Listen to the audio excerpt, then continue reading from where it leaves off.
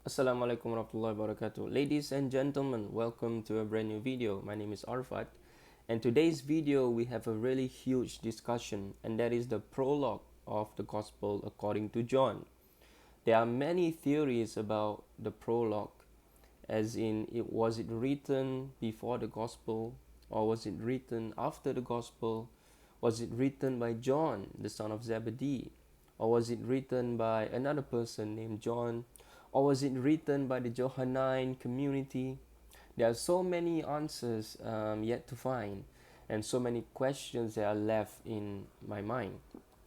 And so, what I have here are just a brief explanation based on the late Father Raymond Brown's commentary on the Gospel of John, and this is page 18.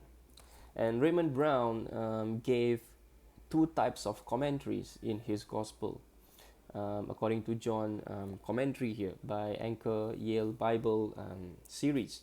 And there is a general comment as well as a detailed comment.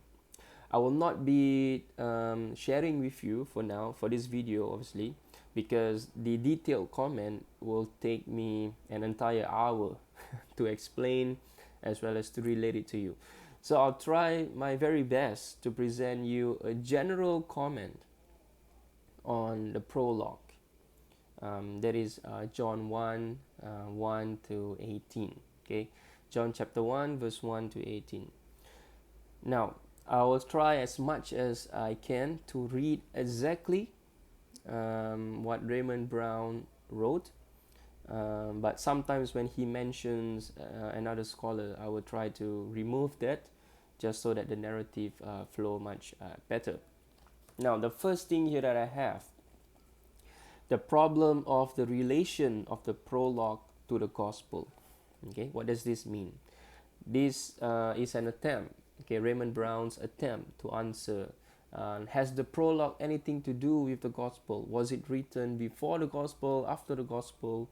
Okay, but bear in mind that our earliest manuscripts of John comes with the prologue. Okay, and the best attested to manuscripts is Sinaiticus, because P52 doesn't contain the entire gospel. Sinaiticus and Vaticanus.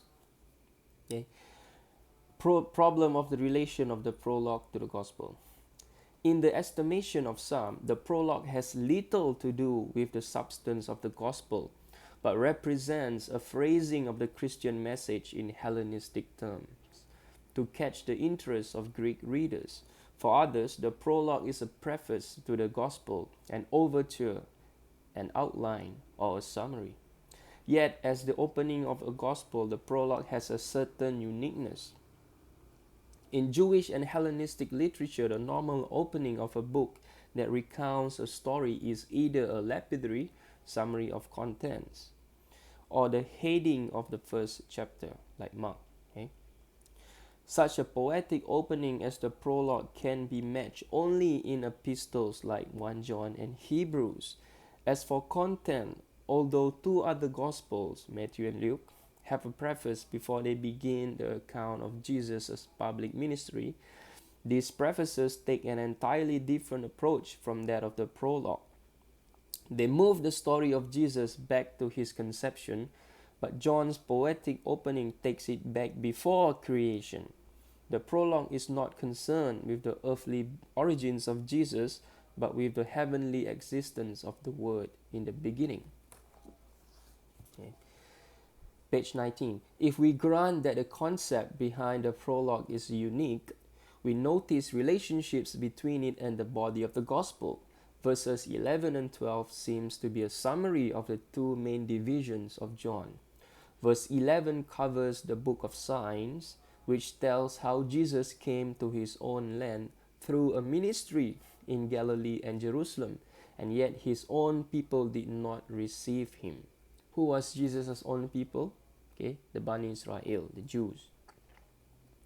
And because the people living in Palestine mostly were Jews. Okay? Verse 12 covers the book of glory, which contains Jesus' words to those who did receive him and tell how he returned to his Father in order to give them the gift of life and make them God's children. Okay? J.T. Robinson insists on the number of themes shared by the prologue and the rest of the gospel, like, for example, pre-existence, the light of man and of the world, opposition between light and darkness, like Dale Martin always say, seeing his glory, the only Son, no one save the Son has seen God. Okay? No one except the Son has seen God. But the Raymond Brown wrote here, no one save the Son has seen God. And of course, the two interruptions about John the Baptist are related to what the gospel will say about him. Okay? Thus, at least in its present form, the prologue cannot be said to be totally extraneous to the gospel. Okay? Meaning it is not far-fetched to say that the prologue actually belongs to the gospel, because it contains John the Baptist, which is very similar to the synoptics. Okay, but the only contention here that Raymond Brown has is that, I've not gotten to that part yet, but I will, inshallah, because Jesus was portrayed as existence from the beginning, okay, before the creation of the world.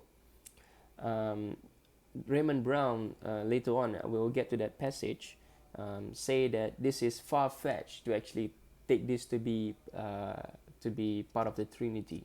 Okay, it has nothing to do with the Trinity.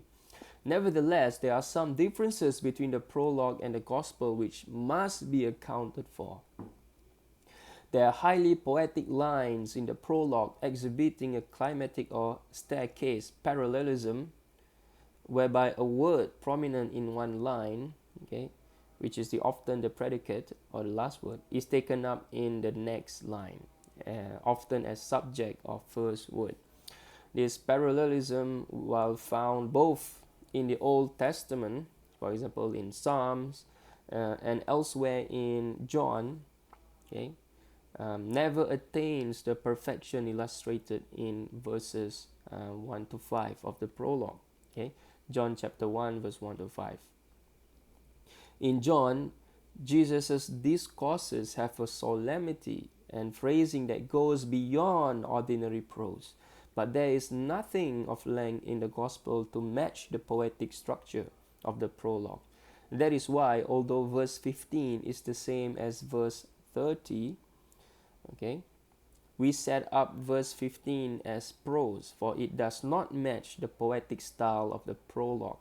Yet we set up verse 30 in the semi-poetic format of the solemn pronouncement. In addition to a difference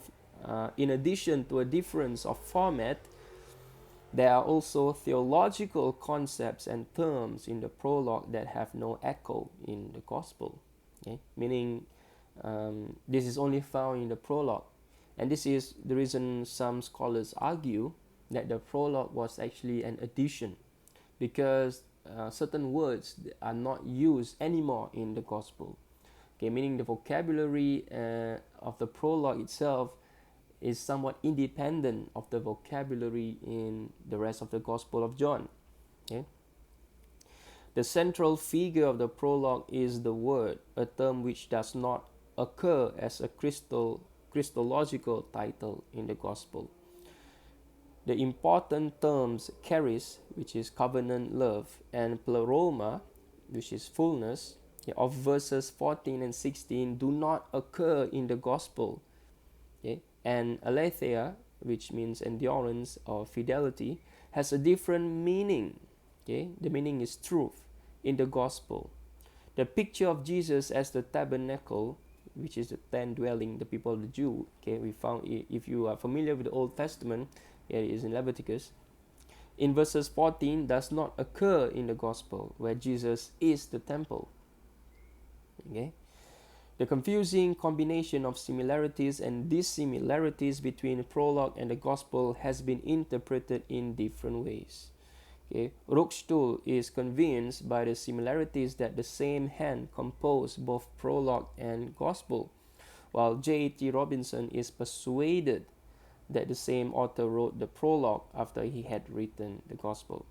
Schneckenberg, convinced by these similarities that the prologue was not originally the work of the evangelist, okay, rejects as secondary additions any lines of the prologue that have Johannine characteristics. Today, many authors are moving toward positing an original independent poem that has been adapted to the Gospel. Okay? This is the normative consensus now. In the 90s, a lot of scholars, in the 20th century, a lot of scholars believe that the prologue could actually be part of Gospel of John, because that is the evidence. We do not have any early manuscripts that doesn't contain the prologue in the Gospel of John. But today, a lot of scholars, they deem that because there are just so many dissimilarities between the prologue and the Gospel of John, that the prologue cannot have been written by the same author.